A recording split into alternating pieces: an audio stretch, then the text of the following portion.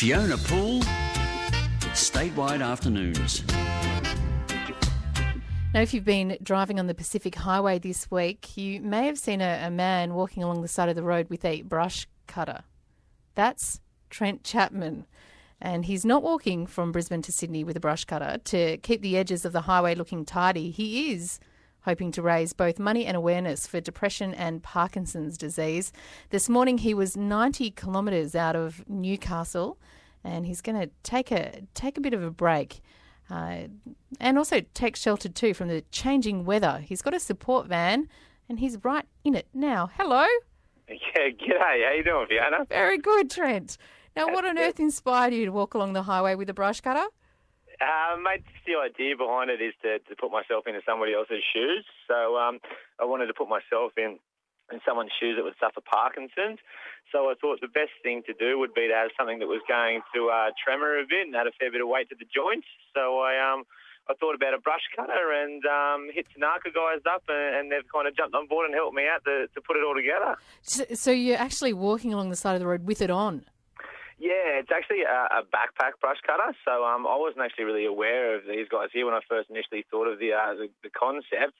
I thought about just any sort of a general brush cutter, but the guys had given me a backpack one. So it actually adds a fair bit of weight onto my joints, and it continues to tremor the whole time as I'm sort of walking along. Even now, I've actually just taken it off at the moment, and I've still got a little bit of a tremor, which is kind of still going through me at the moment. So, yeah, the idea of it was just to put myself in someone else's shoes that would suffer some Parkinson's, and it's obviously sort of created some attention, and that's it gives me a little bit of an idea as well, too, as to what it's like for somebody that suffers depression, to kind of feel like they're sort of being looked at and they're the odd one in the room type thing. Yeah, okay, I see the angle there. It does both, because as people are driving past, I guess everyone is stopping staring. Yeah, 100%. I kind of walk generally with the traffic coming towards me, and some of the looks on people's faces, it's pretty. It's almost pretty funny actually. But it looks like some of them have seen a ghost sometimes. Other people, you can sort of see they're thinking, "What the hell is going on here?"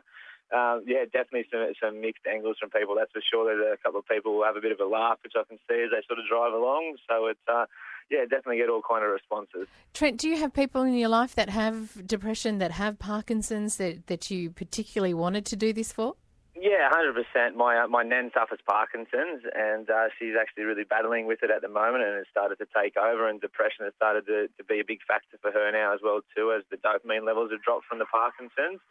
So I recently sort of had a conversation with her, and she kind of told me how tough it was getting with this Parkinson's, and I kind of been pretty selfish, I guess, sort of said to her, "Come on, it can't be that bad," and sort of gave her a bit of the attitude of, "Push through this one, you'll be right," sort of a scenario, and she had responded to me that I didn't really know what it was like. I didn't know what it was like to shake all the time. I didn't know what it was like not to get any sleep and to have aching joints all the time, and to have an uncomfortable feel and a discomfort in groups of people. And I guess I sort of went away from that one there and thought about it, and thought that she was spot on. So I've really wanted to put myself in my nan's shoes, and everybody else that would suffer Parkinson's, and the people that also suffer depression as a symptom from Parkinson's, and also depression just in general as well too, Fiona.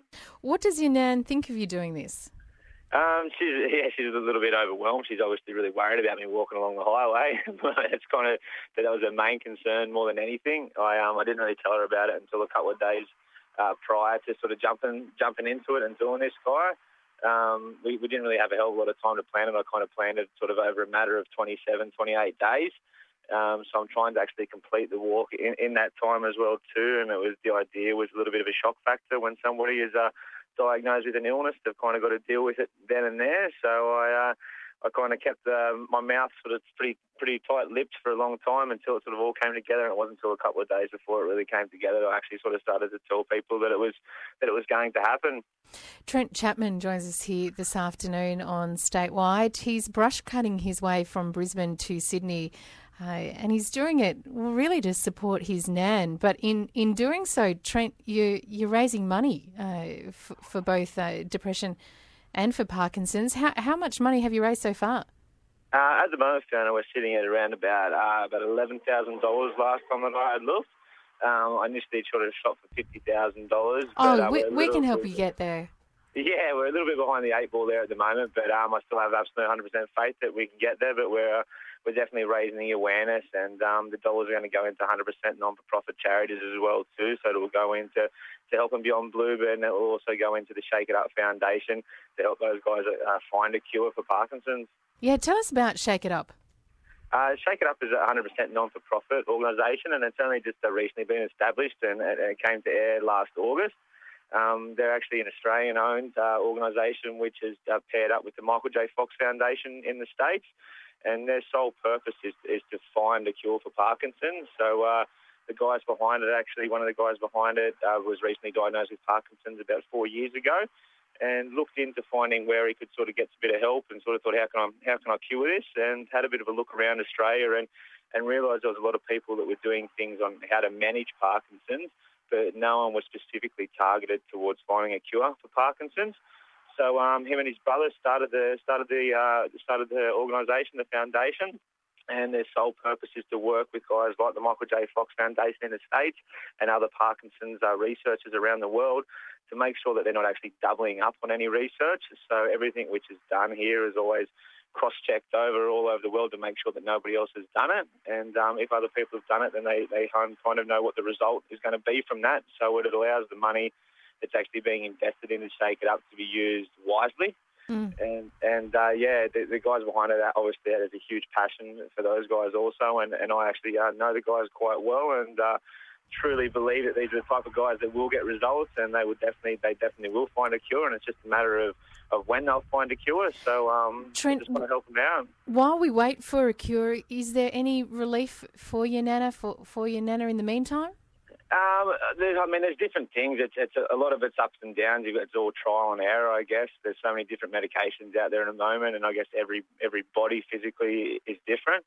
I'm currently actually spending some time in my support van with a lady who's just an absolute marvellous lady by the name of Mary Lloyd, and she's a Parkinson's sufferer, and she's been suffering for the last 15 years.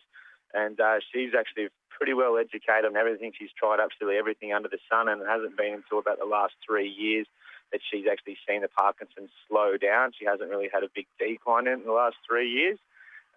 She's obviously given me a fair little bit of advice, and she's now talking to my nan, which is great, because a lot of people, I guess, when they have an illness, they don't really like to talk about it too much. So we're getting some good information out, and my nan's actually sort of opened up her mind a little bit already, just in this last 3 weeks, about looking at new options. She's a little bit from the old school, I guess, and listens to what the doctor says, but I think it's very important to have different opinions from everybody and do a little bit of trial and error in times like this. For sure. Well, Trent, I think you probably have to be one of the best grandsons in Australia to do what you're doing. Congratulations, and I know that you're $11,000 at the moment. That makes you $39,000 short.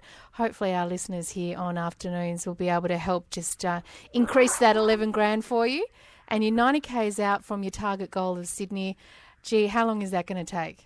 At the moment, I'm about 90K's out from Newcastle, so I'm effectively planning to be there this time next week, hopefully a little bit sooner than this time next week. So I'll continue to knock over between 35 to 40Ks a day, and I should see myself in Martin Place next Friday morning, hopefully around about 8:30, 9 o'clock. Oh, well, I hope the weather's good for you.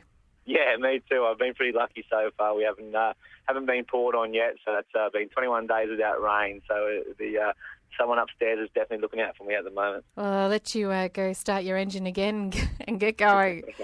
Catch you later, Trent. Thanks for your time, mate. Bye-bye. Trent Chapman brush cutting his way from Brisbane to Sydney will be in Martin Place next week. We're going to throw a link to his cause online at Facebook. Head to Facebook/